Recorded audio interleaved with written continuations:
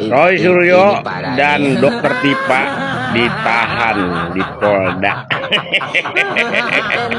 Akhirnya ditangkap juga ya Dokter Tipa sama Roy Suryo. Nah, dengerin nih baik-baik ya. Berarti nanti ijazahnya bakal ditunjukin di persidangan. Kalau nggak ditangkap Roy Suryo nggak bakal nunjukin si Anu itu. Nanti kita lihat asli apa palsu, palsu pasti ya. Timnya Jokowi nggak sadar apa ya? Kalau ini tuh emang jebakan dari timnya Dokter Tipa dan Roy Suryo. Ini sengaja dibuat oleh mereka. Agar apa? Agar nanti Jokowi itu harus hadir. Karena kalau memang kasusnya ini pencemaran nama baik, yang melaporkan itu harus yang bersangkutan, yaitu Jokowi. Dan Jokowi harus hadir di persidangan. Yang kita tahu selama ini, Jokowi nggak pernah datang di persidangan. Kalau kasus ini dia nggak datang nih, berarti kasusnya batal. Begitu ya nggak? Fakta guys, bahwa penangkapan Roy Suryo dan Dokter Tipa itu dikendalikan Solo. Ini adalah penjelasan dari mantan Wakapolri. Silakan ya disimak. Pada saat saya mendampingi Pak Roy Suryo dan Ibu Dokter Tipa, ya, saat akan dipaksa untuk dilakukan pemeriksaan kesehatan ke Rumah Sakit Kramat Jati, Rumah Sakit Polri Kramat Jati, ada 2 orang penyidik dari Reskrim 2 orang perwira pertama. Saya tanya, ya, saya ajak dialog.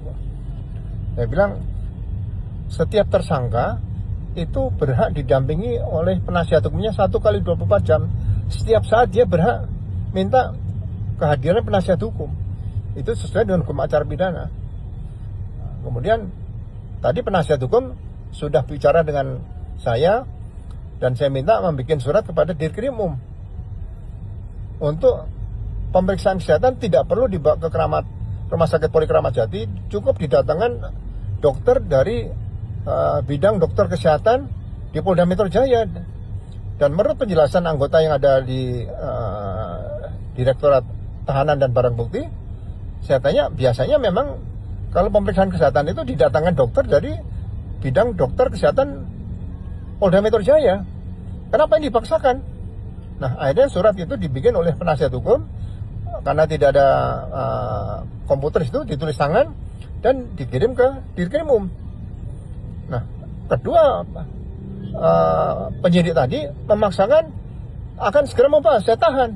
Loh, Anda sebagai seorang penyidik masih aktif. Saya purnawirawan Polri, seorang perwira tinggi, mantan Wakapolri. Tolong hormati sedikit. Saya minta tunggu waktu bagaimana keputusan di Reskrim setelah menerima surat dari penasihat hukum. Kalau Direktur Reskrim menyatakan A, ya kita ikuti A. Kalau menyatakan B, ya kita ikuti B. Apa susahnya? Tunggu sebentar. Kalau gitu, Pak, silakan Bapak hubungi Dirkrimum. Loh, kamu memerintah saya, ya tunggu aja. Kamu kan Pak punya hak untuk menentukan, mengambil sikap, menunggu keputusan pimpinan yang keputusan terakhirnya bagaimana. Jangan memaksakan diri seperti itu.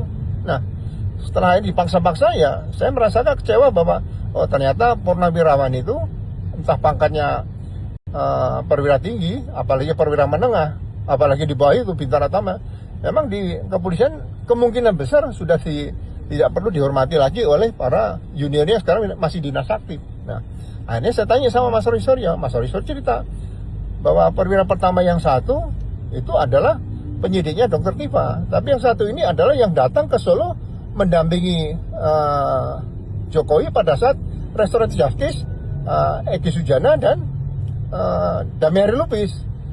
Sehingga saya yakin bahwa memang ya penyidik perwira pertama ini yang memaksakan Dokter Tipa dan Roy Suryo diperiksa di Rumah Sakit Kramat Jati Polri. Ini memang sudah tidak independen sudah bertindak memihak dan tidak menghormati hak asasi manusia seperti itu. Jadi saya katakan polisi kan diajari diskresi kepolisian. Kamu bisa memutus mana yang sesuai menurut nuranimu. Coba kamu bicara sama nurani. Dijawab, oh kami tidak menggunakan nurani Pak, kami menggunakan keputusan dari pimpinan kami bawa ini segera.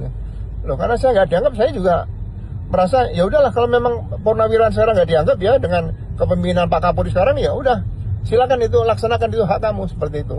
Jadi ya kekecewaan kita ini terhadap perwira-perwira Polri yang masih aktif, terutama penyidik ini, ya arogansi itu kenapa harus tetap dibangun ya? Padahal sejak hukum acara pidana nomor 881, sekarang hukum acara pidana sudah berubah menjadi Undang-Undang nomor 20 tahun 2025, ternyata itu sudah tidak dihormati. Sekali lagi saya tekankan, hak-hak tersangka sampaikan di depan, bukan tidak disampaikan, itu tidak dianggap. Ya. Itulah kondisi penegakan hukum, khususnya dari tingkat penyidikan yang terjadi sampai saat ini. Terima kasih, itu saja. Refli Harun memprotes keras penangkapan Roy Suryo dan Dr. Tifa tidak berdasarkan hukum yang ada. Saya sebagai penasihat hukum Dr. Tifa dan juga mewakili teman-teman memprotes keras penangkapan ini yang menurut saya sewenang-wenang, semena-mena, tidak berdasarkan hukum yang ada. Yang kedua, kami memandang bahwa proses penegakan hukum terhadap kasus ini sudah melanggar banyak hal, baik secara formil maupun material, sehingga seharusnya tidak layak untuk ditindaklanjuti. Ketiga, kami menengarai bahwa ada pesanan-pesanan dari pihak-pihak tertentu agar dilakukan penangkapan dan penahanan, dan ini adalah presiden buruk dalam proses penegakan hukum. Yang keempat, ini kasus bukanlah kasus kejahatan luar biasa seperti korupsi, kemudian pembunuhan dan lain sebagainya, tetapi sebuah kasus dalam ranah mala in prohibita, sesuatu yang dilarang saja. Tetapi jangan lupa, ini masih debatable karena konstitusi mengatakan ada kebebasan menyatakan pendapat baik secara lisan dan tulisan. Kelima, yang dilakukan oleh Dr. Tifa dan juga Mas Roy adalah meneliti sebuah dokumen publik, dokumen yang pernah digunakan untuk pencalonan wali kota, pencalonan gubernur, dan pencalonan presiden dan wakil presiden. Tidak ada salahnya. Undang-undang kebebasan informasi publik mengatakan itu dokumen publik, putusan KIP ya, Komisi Informasi Publik juga mengatakan itu dokumen publik. Terhadap dokumen publik tidak dibutuhkan permisi, tidak dibutuhkan semacam kulonwon kalau untuk melakukan penelitiannya. Yang dilakukan tidak melakukan pemanggilan, justru main tangkap-tangkapan saja nih. Udah kayak mafia saja di polisi, main tangkap-tangkapan saja. Sudah tidak punya malu lagi penegak hukum di negara ini ya. Masyarakat sudah mengontrol semuanya, tapi tidak punya malu semuanya. Tapi semua ini tidak bisa kita salahkan kepada aparat penegak hukum, yakni polisi. Tapi sekali lagi, ini semua gara-gara saudara Joko Widodo yang 10 tahun merusak institusi Polri yang kita cintai. Merusak bapak-bapak polisi yang banyak yang bersih di dalamnya. Banyak ya bapak-bapak polisi itu yang jujur, yang seperti Pak Hugeng, yang seperti Pak Ugroseno, tetapi di era Joko Widodo 10 tahun dirusak oleh Joko Widodo. Kapolri tidak urut kacang, tidak lagi melihatkan apa pertimbangan dari Wanjakti, tidak ada lagi ya. Hal-hal yang berkaitan dengan norma dan aturan semua dibypass, asal loyal kepada Joko Widodo maka dia bisa jadi Kapolri. Dan inilah rusaknya institusi Polri di penegakan hukum itu gara-gara saudara Joko Widodo. Oke, ada lagi. Bakal heboh politik dan peradilan Indonesia karena berkas perkara pencemaran nama baik terkait ijazah palsu dengan tersangka Roy Suryo, katanya berkasnya sudah P21, artinya sudah siap untuk dilimpahkan ke kejaksaan dan selanjutnya untuk disidangkan. Bayangkan, karena ini adalah kasus pencemaran nama baik atau arsa kebencian, sebagian adalah delik aduan, maka pelapornya yaitu Jokowi harus duduk sebagai saksi korban.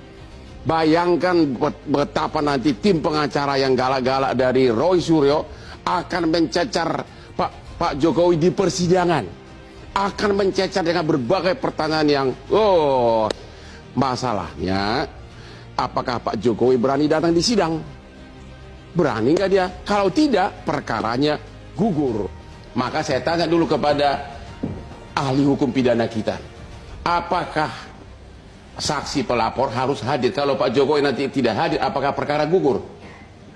Prinsip persidangan ya, sebagai bentuk due process of law ya, adalah public hearing ya, mendengar ya.